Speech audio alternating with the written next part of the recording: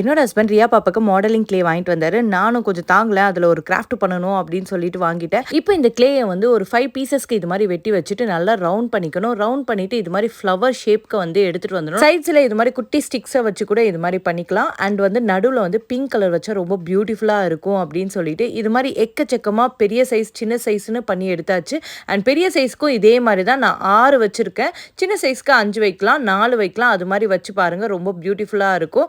So அடுத்தது வந்து நடுவில் வந்து டாட் டாட் கொடுத்து வச்சுக்கிட்டேன். சின்ன பின் கூட வச்சு இது மாதிரி நீங்கள் பண்ணிக்கலாம். இப்போ லீஃப் ரெடி. ஸோ ரொம்ப நாளாக வந்து ஒரு ஃப்ரேம் வந்து ரொம்ப பிளெயினாக இருந்தது. சரி அதுக்கு டிசைன் பண்ணலாம் அப்படின்னு சொல்லிட்டு இந்த ஃப்ளவர்ஸ் எல்லாத்தையும் அழகாக அடுக்கியாச்சு. ரொம்ப பியூட்டிஃபுல்லாக இருக்குல்ல, ரியல் ஃப்ளவர் மாதிரியே.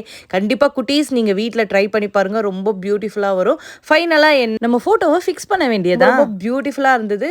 மஸ்ட் ட்ரை அப்படின்னு தான் சொல்லுவேன். பிடிச்சிருந்தா கமெண்ட்ஸ் பண்ணுங்கள். அண்ட் ரியா ஸ்டோரியை மறக்காமல் சப்ஸ்கிரைப் பண்ணுங்கள். பாய்.